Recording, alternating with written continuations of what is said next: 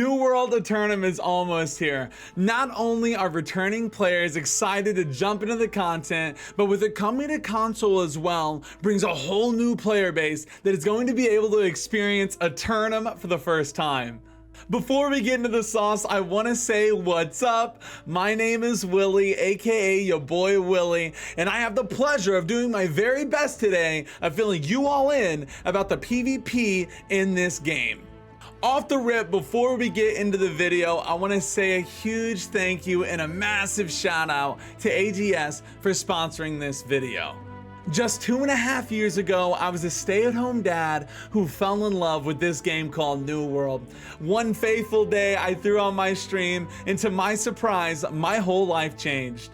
I started shoutcasting wars, creating an inviting, fun PvP community that rallied behind me. And ever since then, I've been able to live my dream as a full-time Twitch streamer, primarily streaming New World.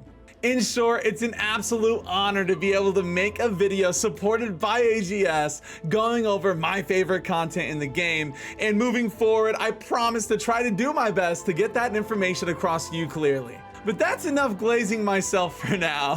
You guys are here to learn about PvP and everything involved with it. From the decision of which faction to pick, to learning how wars operate, all the way leading into new information about the PvP/PvE zone coming to New World Tournament. I know you're excited and so am I. With that being said, let's go.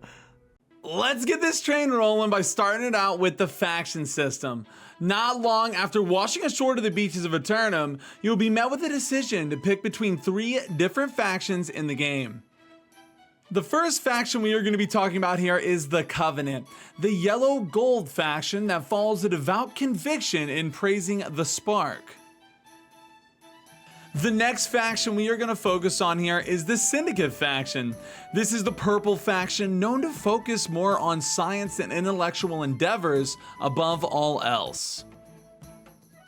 Now on to my personal favorite faction, the Marauders. They are a green faction and they believe the best way to solve things is through muscle and battle.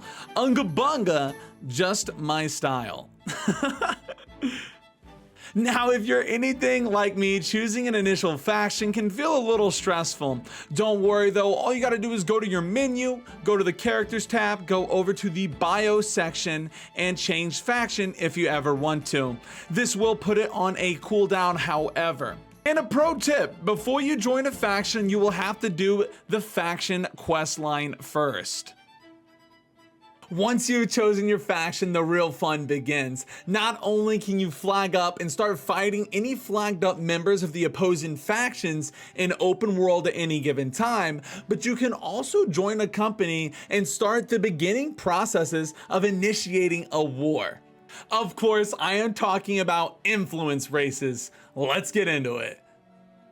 Influence races are a timed event that you can see and prep for in your conflicts tab. Just open your map, go over to the conflicts, and boom, right there, this should give you all the information that you need. You complete PvP missions and capture towers to push influence that will eventually put the territory into conflict. Simply go up to your faction representative, open up the faction board, and boom, right down here, you will have all of your PvP missions. Now, when I say towers, I'm meaning control points that spawn on the map. Capturing them will modify the amount of influence earned and provide a continuous flow of influence for the controlling faction. Each territory has 3 of these towers placed around, and you fight in them. It's always a lot of fun.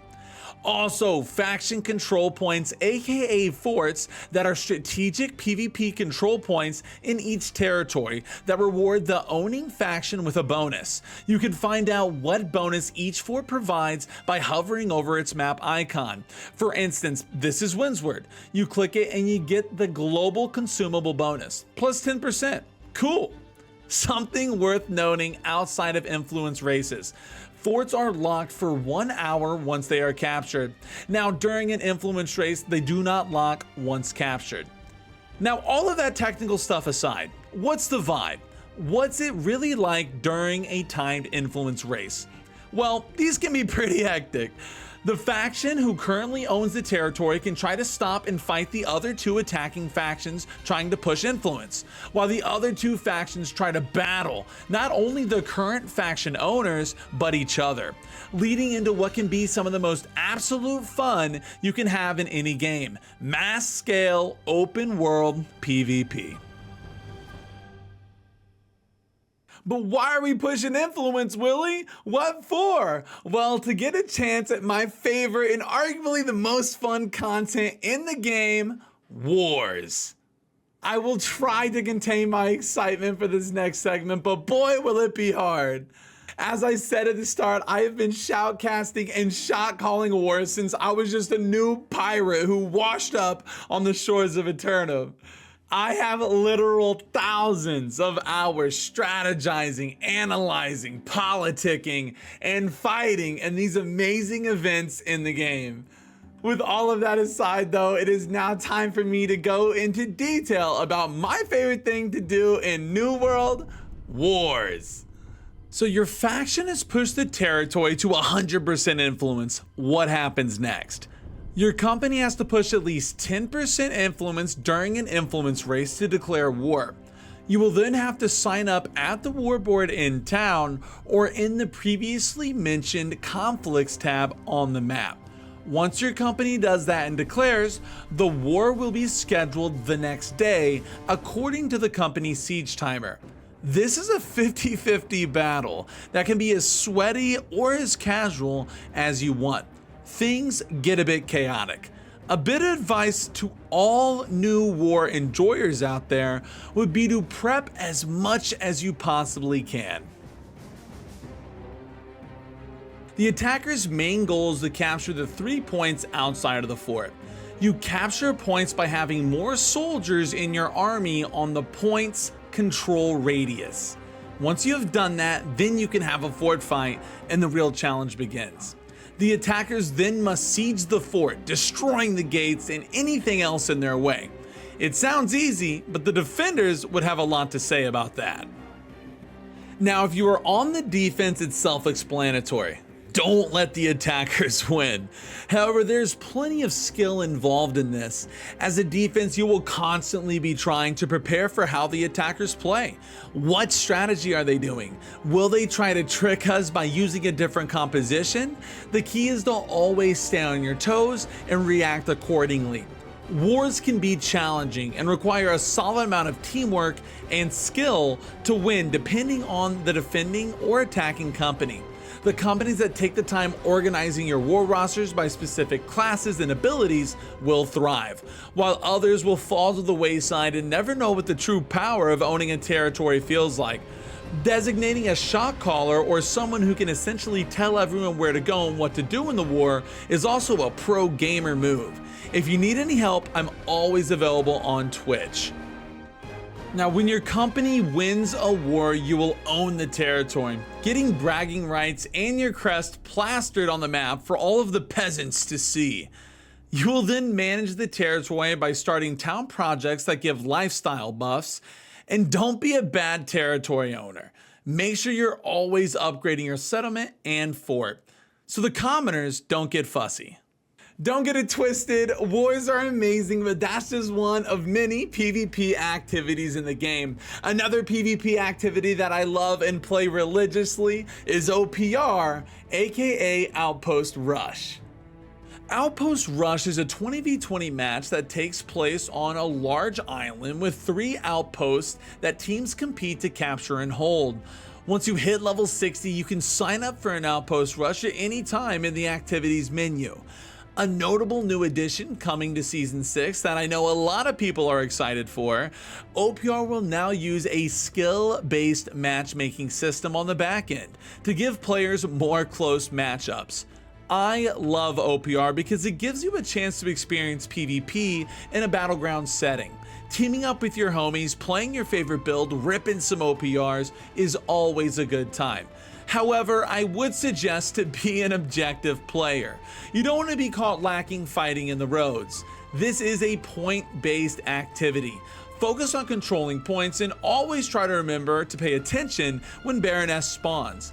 Killing Baroness stops the enemy from getting points, which can lead to absolute clutch moments. There is also a lot of PvE with your PvP here. Make sure you are also aware of the brute spawns. Brutes are beefy boys that not only do big damage to the enemies, but are great for knocking down those gates that get built, which will happen. In short, there are many playstyles to be utilized here, so have fun with it.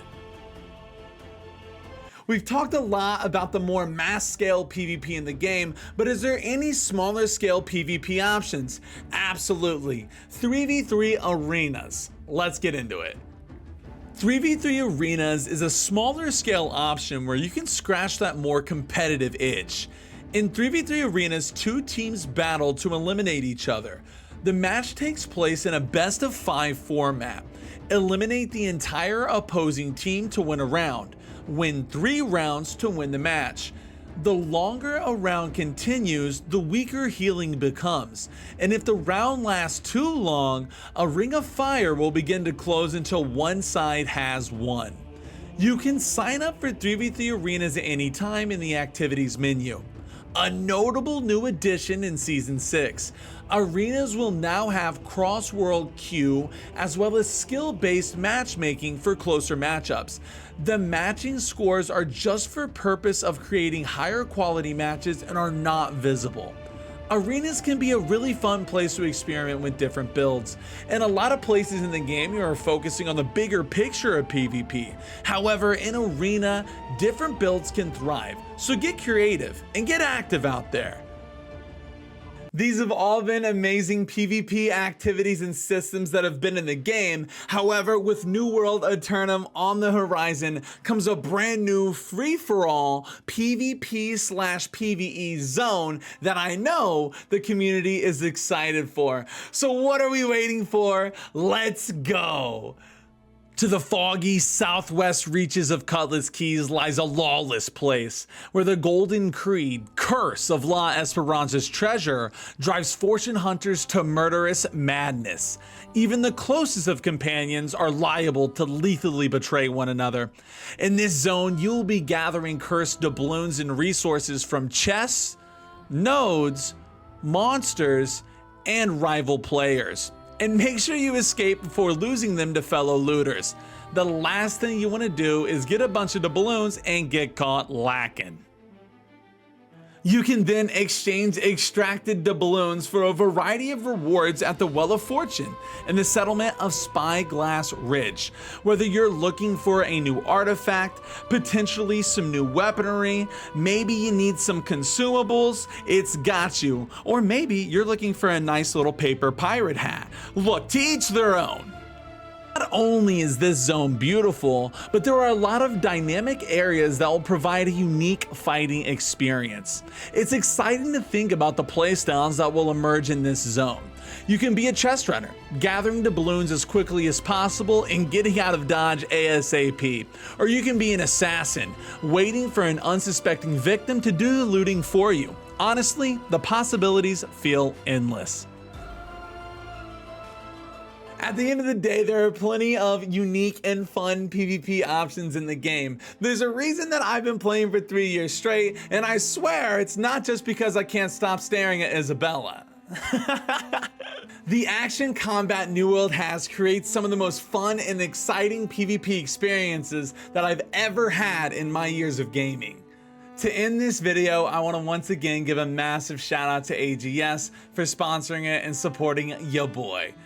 Honestly, 3 years ago, if somebody would have told me that I would be making an officially sponsored video for one of my favorite games, I wouldn't have believed him. And yet here I am, and I am forever grateful.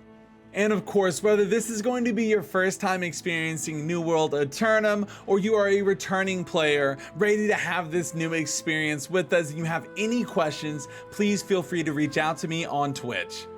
I stream 6-7 days a week. I'm always out there and we have an amazing, inviting community. I upload to YouTube frequently, but Twitch is really where you can get that full Willy experience. I hope that my genuine love and passion for this game came through in the video, and I really hope that you found it helpful. Peace, much love, and later.